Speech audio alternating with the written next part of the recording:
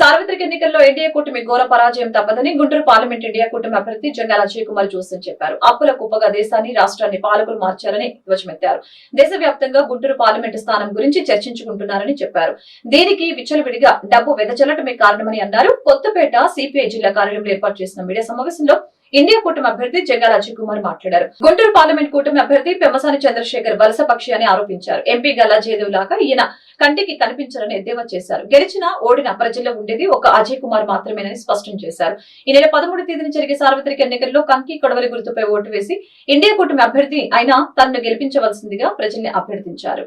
అలాగే దేశవ్యాప్తంగా ఇప్పటి వరకు 2 విడతల ఎన్నికల పోలింగ్ జరిగింది. ఈ 2 విడతల ఎన్డీఏ కూటమి ఘోర పరాజయం చెందబోతా ఉంది.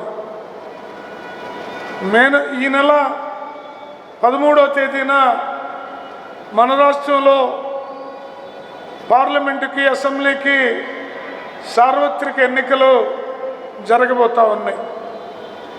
ఈ ఎన్నికల్లో మరీ మన గుంటూరుని దేశవ్యాప్తంగా చర్చించుకుంటా ఉన్నారు. ఇంత డబ్బులు పెట్టి ఎంపీ సీటు కోసం ఇంత దూరం రావటం, అలాగే మరో వ్యక్తి ఎన్నికల్లో ఏదో పొమ్మన్నారు పోయాను, రమ్మన్నారు వచ్చాను అన్నట్టు వైసీపీ వాళ్ళు, టీడీపీ అభ్యర్థి వైసీపీ వాళ్ళు ఎంత నీచానికి దిగజారంటే కులాల వారీగా ఆత్మీయ సమ్మేళనాలు పెడుతున్నారు. కాపుల ఆత్మీయ సమ్మేళనం అని పెట్టారు, నాయి బ్రాహ్మణుల ఆత్మీయ సమ్మేళనం అని పెట్టారు, అట్లాగే ముస్లిం మైనార్టీల ఆత్మీయ సమ్మేళనం అని పెట్టారు. ఎప్పటి వరకు ఈ సమ్మేళనాలు?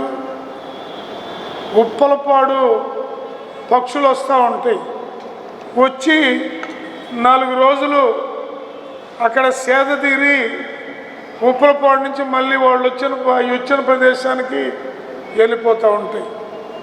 పెమ్మసాని చంద్రశేఖర్ అనే వ్యక్తి ఒక వలస పక్షి.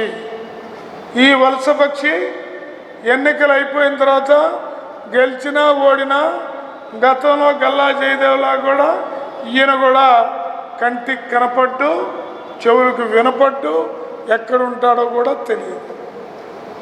ఇవాళ చాలా ప్రదర్శిస్తున్నాడు, అవగాహన లేనితనంతో చాలా విషయాలు మాట్లాడుతున్నాడు. తర్వాత క్షమాపణ చెప్పినా సద్దాం హుస్సేన్ కుక్క చావు చచ్చాడని అంటావా?